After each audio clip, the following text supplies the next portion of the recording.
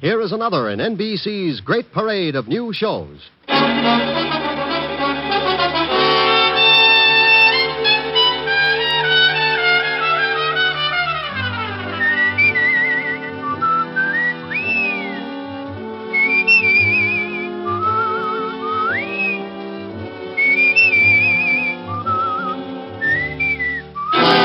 Now, Dick Powell as Richard Diamond, private detective.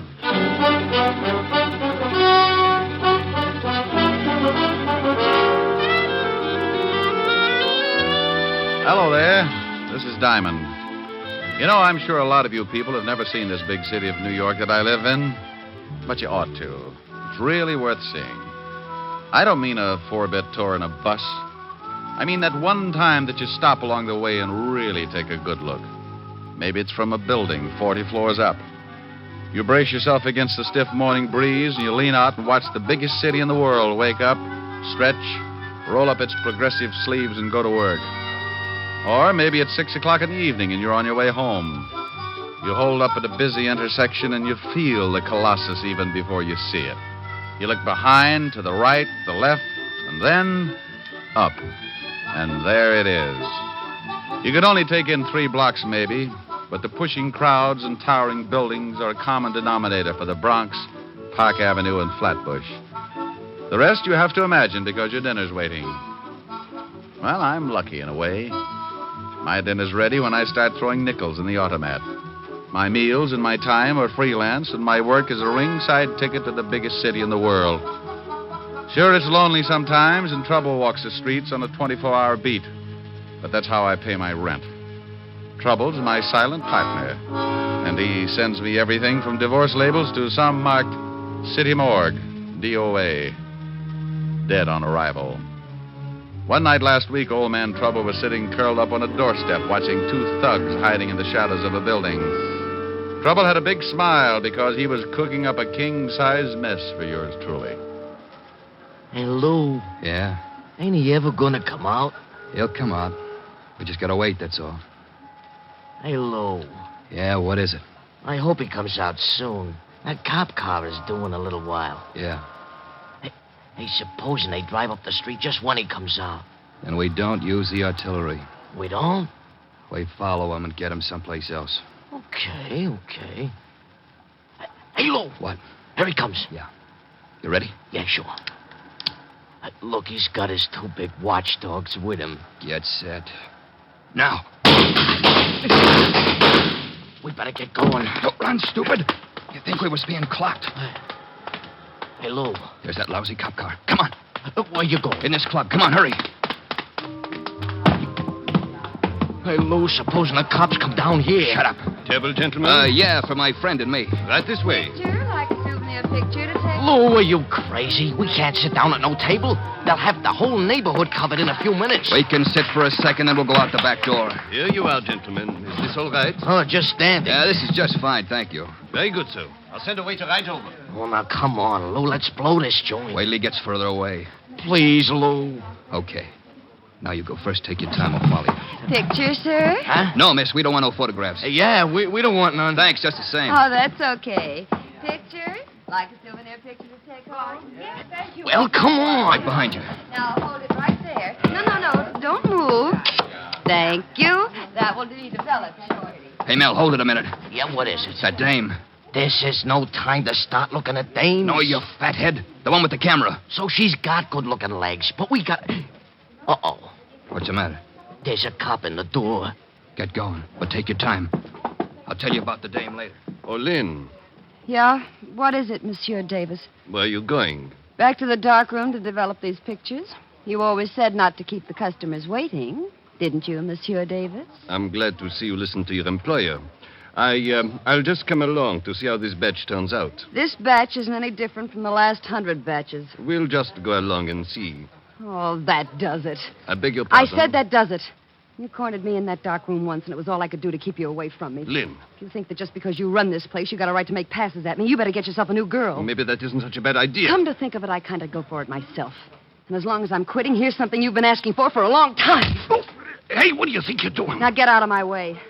That phony French accent may fool the customers, but it doesn't fool me. You get out of here. Pick up your check and get out of here this minute. You little... Oh! Now, what were you going to say, Mr. Davis? Get out. Get out.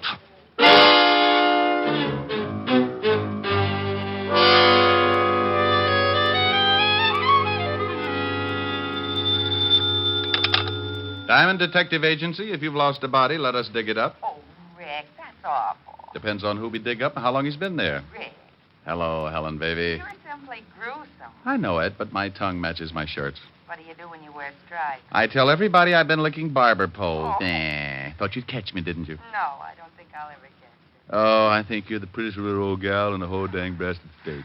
Flattery will get you nowhere. Have we got a date tonight? Only if the elevator's still running. Mr. Diamond? Hmm? Oh, I'll call you back later, honey. I think I just sighted a client. Mr. Diamond, please, I've got to talk to you. Well, honey, go back and shut the door. If too much smoke gets out of here, the ceiling will cave in. What? Oh, yes. All right. Rick, did I hear a girl's voice? I think so. But maybe she just wears those clothes because her mother never had a haircut. What does she look like? I can't tell you right now. I'm parked behind a curb. Rick. The door is closed, Mr. Diamond. Now may I speak with you, please? Helen, I'll call you later. I don't care if she is a prospective client. You face the window when you're talking business. Well, there's a cigarette ad out there. Why look out at an ad when the slogan's right here in my office? Slogan? Yeah, you know. So round, so firm, so... Rick. Bye, baby. Now, you were saying... I want to hire you to protect me, Mr. Diamond. I know an easier way. Wear a diving suit. Mr. Diamond, put your eyes back in your head. And please listen to me. My life is in danger. There's an answer for that, too, but go on. Tell me the story. Well, my name is Knight. Miss? Yes. Yes. In the last 2 days, there have been several attempts on my life. By whom? Well, I don't know. Swell. Do you know why anyone would want to kill you? No, I don't. Well, now we're getting someplace. Don't be funny, Mr. Diamond. I tell you that twice an attempt has been made on my life. How? Well, the first time a man followed me home and tried to break into my apartment. I screamed and frightened him off. Maybe he was lonesome. What about the other time? Well, I don't know whether it was the same man or not, but the next night a man jumped out of a car and tried to make me go with him. I kicked him and ran down the block. Sounds more like a kidnapping than attempted homicide. Why didn't you tell this to the police? Oh, I did.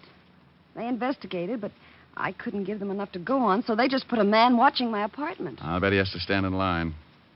Didn't they give you an escort? No. They seemed to think I was after some kind of publicity or something.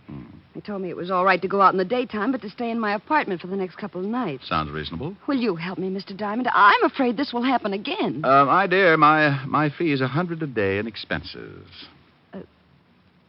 $100 a day? Oh, Mr. Diamond, I don't have that kind of money. Well, neither do I, but if I starve, I do it with dignity. I can't lower my fee, Miss Knight. I never have. Well, then, I'll have to find another detective agency. There are a lot of good ones. I'm sorry, the rule might bend a little, but it won't break. If I took the job knowing you couldn't pay half the fee, 10 minutes later, some guy from Texas with an oil-soaked wallet might want to hire me to count his gas stations. Sorry, but it's a tough world, Miss Knight. Yeah. Well, thanks, Mr. Diamond. Maybe you could recommend someone? Oh, any of them are good. Just close your eyes and open the classified. Well, goodbye, Mr. Diamond. I'm sorry. So am I. My conscience just slit its throat. Like you said, Mr. Diamond, it's a tough world. The toughest. Goodbye. Yeah. No, nuts. Yeah, what is it? Diamond? He's hiding his head in the desk. I'll get him for you. Come on out, you heel. Look, I don't know who this is, but put Diamond on the pipe. This is Diamond. Wait till I get the bad taste out of my mouth. Look, you can wet your whistle later. I've always wondered what happened to people who said that. Is there a dame in your office named Knight? Well, there was. She left just before you called. Well, let me give you a little tip. If she hired you, you're going to start feeling overworked right now, so tell her you don't want the job. Oh, I am, huh? Yeah. Or your nearest relative is going to have to come down and identify the body. You know something? No, what? A couple of minutes ago, I proved that a good businessman can start looking like a big fat heel for a lousy $100 a day in expenses. Huh? Don't work on it too long, but stop in sometime, Buster. I'd like to help you spit out your teeth. You better listen to what I say, Shamus. You're way out of your class in this one. I'm always out of my class when I talk with slobs. And if you don't like it, look me up. I'll be working for Miss Knight. I went out of my office in a hurry. When somebody tries to push me around, it's like giving a kid a slingshot in a hothouse. You can tell him all night not to do it, but by morning, he's busted every window in the place. I hoped I might catch Miss Knight before she got to the street, so I grabbed the elevator and went down to the first floor. I couldn't find her in the lobby, so I went out on the sidewalk. The street was crowded, but those curves showed up like a covered wagon on Madison Avenue. She was just starting across Broadway when a big black sedan pulled up and a guy climbed out after her. I took off as fast as my little 175 pounds would carry me and cut kitty corner across the street with an eye on the black sedan. The guy had her by the arm, and I knew when she stopped struggling, he'd showed her his gun. I was on a dead run, going to make like a big hero, but his .38 changed my mind. He missed with the first one, then he shoved the girl away from him and tried again. I could hear the slug whine past my head, so I hit the sidewalk right next to the girl. He jumped for the car. I just lay there and watched him drive off. Did you get the license number? Oh, it was covered with mud. Gee, I guess you must look pretty silly just sitting here. Yeah. Got some jacks? I'm a whiz at forces. Maybe you believe me now, Mr. Diamond. Yeah. Here, let me give you a hand up. Thanks. Now, come on, let's get out of here. We're collecting a crowd. Where are we going? I know a policeman who can't understand attempted assault. He says it's not necessary. And believe me, baby, he's got a cure for it. Come on.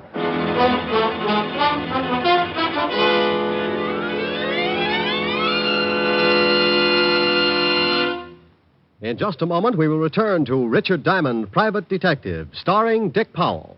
But first, the National Safety Council reports that in almost every motor vehicle accident, there is one or more violations of the law, speed, drink, and carelessness being the worst offenders. The difficulty is that people continue to think of the horror of accidents as always happening to someone else. It never occurs to us that we may be killed dashing out to lunch tomorrow. Yes, it can and does happen, for it's the careless little chances each one of us takes every day that cause the big accident totals. Every motorist and pedestrian is urged to support actively the safety movement in his own community. Be careful. The life you save may be your own. And now, back to Dick Powell and the second act of Richard Diamond, Private Detective.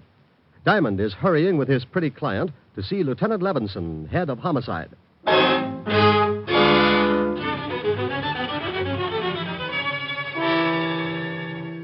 I hailed a cab, and 10 minutes later, Lynn Knight and I were walking into the 5th Precinct Police Station.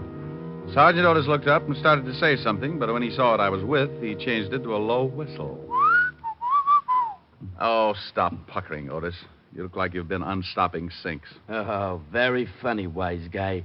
How about introduction? Miss Knight, Sergeant Otis. Homicide's answer to mercy killings. Hello, Sergeant. Yeah, don't pay no attention to him, Miss Knight. He was born with a nasty disposition. Is the lieutenant in, Sergeant? Yeah, go ahead. He'll see you. Nice meeting you, Miss Knight. Nice meeting you, Sergeant. Otis, Yeah? stop clucking. You'll have every rooster in town in here. Hello, Walt. Who's that with you? This is Miss Knight. Is she dead? Walt, say something nice to the lieutenant, dear. After that last remark? Oh, look, Miss Knight, I'm sorry, but this guy you're with has a talent for finding homicides. I'm suspicious of everyone I see him with, because even if they walk into my office with him, he'd do it just to confuse me. Well, I'm quite alive, Lieutenant. Then let me give you a friendly tip, Miss Knight. Stay away from this guy. His sense of humor will turn your hair white. Oh, isn't he a dream? Walt, Miss Knight wants protection. Yeah, I see what you mean. Walt, now stop gnawing on the desk and listen to me. Miss Knight is in line for a murder or for kidnapping. I knew it. She wants protection, and you're going to give it to her. That's not my department. This is homicide, isn't it? Of course it is, but you know very well we don't go to work until you're dead. Well, honey, I guess you'll just have to run it and get yourself killed. It's the only way. Now you stop that. Send her to another department. They'll give her all the protection she needs. She's been there. They stuck a guy out in front of her apartment. Now, look, I just saw a hood try to muscle her into a car. He took a shot at me, and you know bullets give me that let-down feeling. Now, put one of your boys with her until I can do something about clearing this thing up. What's your full name, Miss Knight? Lynette. Lynn, for short. Where do you live and where do you work? I live at 419 West 48th Street, apartment 309. I quit my job 3 days ago. Where was this job? The Circus Club on 52nd Street. I took pictures. Took pictures? Yeah, you know. Souvenirs of the customers. Oh. Why'd you quit? Well, my boss got grabby. I slapped him around. Hey, wait a minute, honey. Did you say Circus Club, 52nd Street? Yeah, what about it? Walt, didn't somebody gun down Al Rigoletta and two of his boys right near there? Say, you're right. 3 nights ago. You didn't see that shooting, did you, Miss Knight? Well, no, but I read about it the next day. Well, if you didn't see it, they couldn't want to get at you just because you were a witness. Oh, this is screwy. What have we got to work on? You just put a man to guide her. I'm going to see what I can do. All right, but only because I owe you a favor. Otis, Yeah, Lieutenant? get in here. Otis, Yes, Otis. He's not as stupid as he looks. want to bet? He couldn't be and live. You want me, Lieutenant? Not for keeps. I want you to stay with Miss Knight here until I tell you to come home. Somebody's trying to get rough with her. Got it? Yeah. Walt, have you found any eggs around the office? Eggs? Otis, where do you hide your nest? Oh, Lieutenant, make this guy lay off for me. Yeah, Rick, lay off the poor guy. Otis, Yeah, Lieutenant. stop standing on one leg and wait outside, you mallet head. Oh, yeah, Lieutenant. Walt, I'll keep in touch. Okay. Mr. Diamond, Yes? thanks. I'll make it up to you some way. Don't strain yourself. I like an obligation to be fun. It will be. Rick, Yeah? bye. I left the 5th Precinct and headed for the Circus Club. It was a small place with sawdust on the floor and colored decorations like the inside of a circus tent. The place was still closed, but a short, dapper little guy in a gray business suit answered my knock. Yes, you're from the police? Why? You need them? I just put in a call. Someone burglarized the place last night. Oh. You know a girl named Knight? Lynn Knight? That's it? I most certainly do. I fired her 3 nights ago. If she's in some kind of trouble with the police, she deserves it. You must run this place. That's right. My name's Davis. Would you like to take a look at the room that was broken into? I certainly would. What did they steal? That's just it. I don't know. They turned it upside down, but I can't imagine what they were after. It's a dark room. A dark room? Yes. I have several girls that take pictures of the customers. They developed the prints in the back of the cafe. Right this way. Forget it. But I thought you wanted... I'm not from the police, Mr. Davis. I'm a private detective. Tell me, did Miss Knight turn in all her film the night she quit?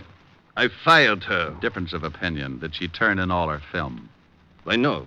As a matter of fact, she didn't. She left with her camera, and several customers got rather angry when their pictures weren't developed. You mean her last roll was still in that camera? It must have been. She didn't leave it in the dark room. I looked. Where's the phone? Right over there.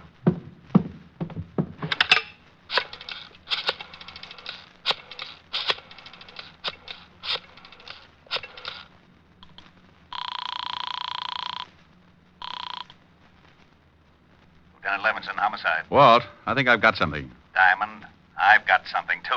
A sour stomach and headache. What's the matter?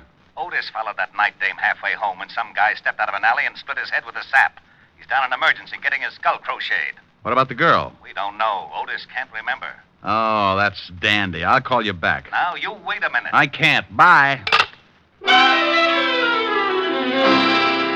I had one of those muscle-bound hunches. And I had to work fast or Lynn Knight was going to get herself kicked around and maybe end up in the city morgue. I remembered her dress. And 15 minutes later, I was standing in front of room 309. I could hear the phone ringing from somewhere inside, so I waited to see if anyone answered it. On the 3rd ring, I tried the door. Well. Hello? Who is this? This is Diamond. Oh, thank goodness. This is Lynn Knight. Well, where the devil are you? Lieutenant Levinson said you'd disappeared. I'm in a bar on 50th Street. That man who tried to shove me into his car this afternoon hit Sergeant Otis on the head, and I've been running ever since. How did you know I was here? No, I didn't. I called your office and got no answer, so I just took a chance maybe you'd gone looking for me. I was, but I was looking for something else, too. Tell me, baby, have you got a camera? Why, I did have. Did have. What happened to it? Well, I sort of sold it. Oh, you mean you hocked it? I didn't need it anymore, and I did need the money. You stay right where you are, and I'll be down. What's the name of the place? 2320 Club. Please hurry, Mr. Diamond. I'm scared. Okay. I want to ask you something else. Hello? Hello? Oh, I thought you'd hung up. No, I thought you... Lynn, Yeah? is there an extension on this phone? Why, yes, in the bedroom. Say, you don't think... I don't know. Wait a minute. Hey, what are you guys... Oh! Mr. Diamond? Diamond, are you still on the... Okay, Mel. Let's go get the dame. Hey, that was pretty smart waiting around and listening in on the extension, Lou. What do you want me to do with the shamus? He looks like he can still hear things. Well, turn them off. Sure. Okay. Okay, let's go. What are you limping for? I kicked him with the wrong foot. I got a lousy ingrown toenail. I laid there trying to crawl back to a more sensible way of life. He'd kicked me so hard that it shook my eyes loose and they'd run back into my head to hide. Everything was suddenly crammed into a long funnel that disappeared into the floor, and I felt pretty sick. I was stuck in an acre of colored molasses, and trying to get myself loose was like pulling a pillow through a garden hose. When I finally made it, I stuck my head under a sink and let the cold water bring me back to normal. Then I headed for the 2320 Club in a hurry. Something I could do for you? I'm looking for a girl, but I don't see her. They come and go. It's like that around here. She had on a green skirt and a jersey blouse. Couldn't miss her unless you don't like girls. Oh, her. She used the phone and then she left. Alone? No, a couple of ugly-looking guys came in and she left with them. Hey, you know her? Yeah. Well, she forgot her purse. You might tell her. Her purse? Let me see it. Oh, no. Here's the badge, Buster. Oh, okay. He handed me the purse, and I went through it. Nothing much but a pawn ticket. I looked at it, and that hunch started biting my leg, so I took off for the pawn shop. Good afternoon. Here's a ticket. I want to claim the article. Sure. A11249. Here it is. Ah, lovely camera. Bingo. Did the girl sell it to you? No, she just wants me to claim it for her. Well, be careful. She said there was still some film in it. She wanted to come back and get it when she got a new job. $15, please. Yeah, here you are. Is there a place around here where I can get the film developed? Right across the street. You can see it from here. Ah, thanks.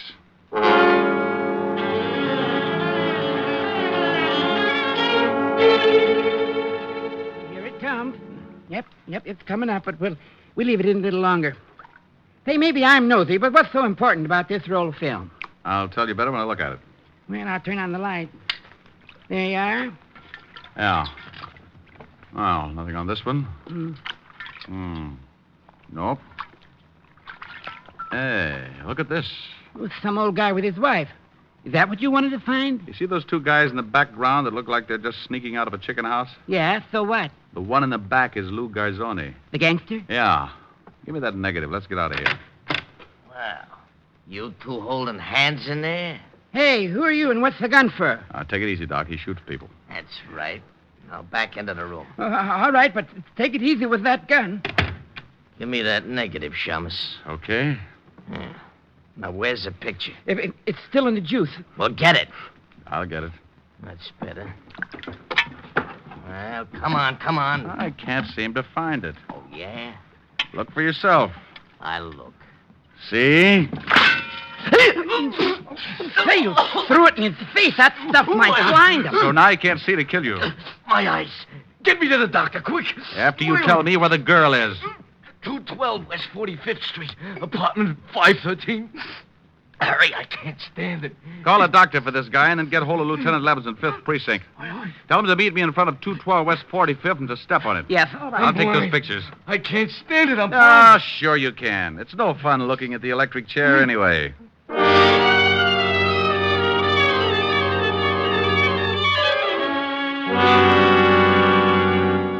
Apartment 513, he said? Oh, here it is. Yeah. If Lou Garzoni's in there, we got to take him by surprise or he'll knock off the girl. Otis is down in the alley, so he won't get out that way. Well, here goes. I hope it works. Yeah, who is it? Oh, Mel had an accident. He sent me up to tell you. What's your name? Tony Vega. Wow, why didn't you say so? I thought you was in stir... Coppers! You dirty cops ain't gonna...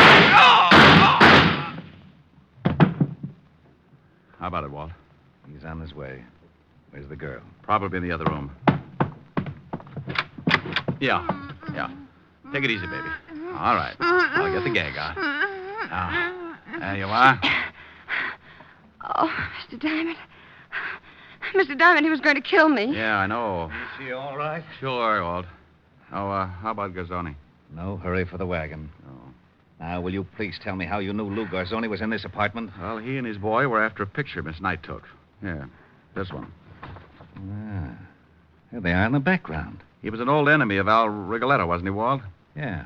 Why? Oh, I bet he was the one who rubbed him out. Then he and his boy ducked into the nightclub.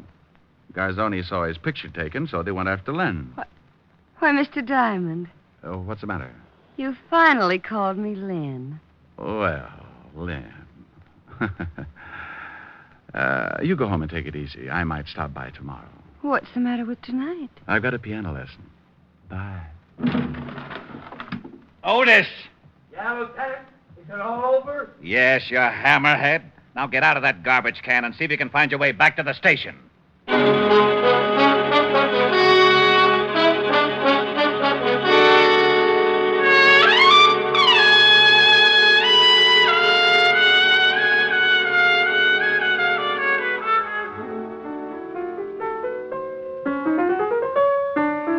Oh, Rick, stop it. Okay. Rick, Hmm? tell me about the girl in your office. Oh, nice kid, lovely eyes. I'm jealous. Good for you. And I'm mad. You're so busy. You like the new piano? Oh, yes, yes. It's a big one.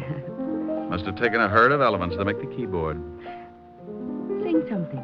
What does Rita Baby want? I don't care. Okay. Oh, I don't care. I don't care.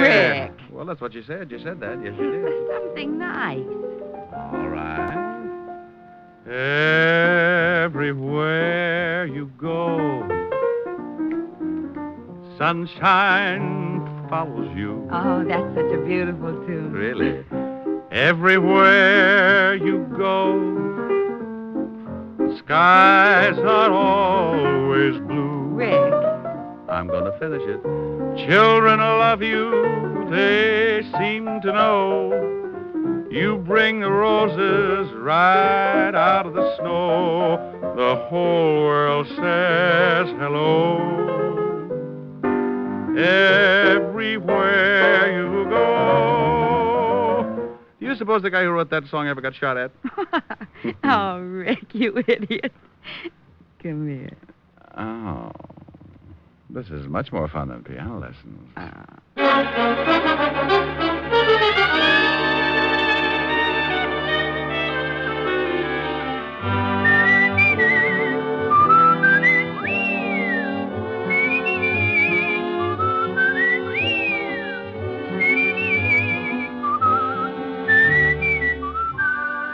You have just heard Richard Diamond, Private Detective, starring Dick Powell.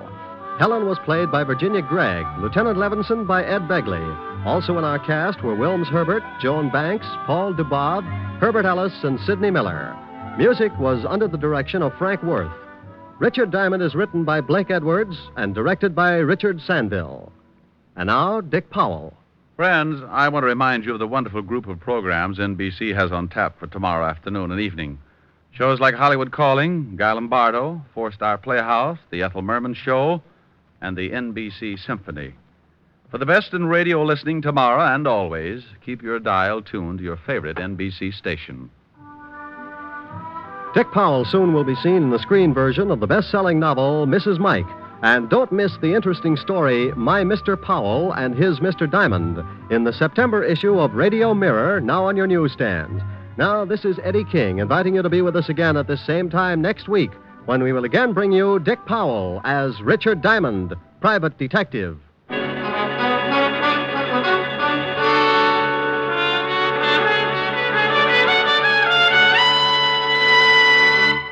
This is NBC, the national broadcasting company.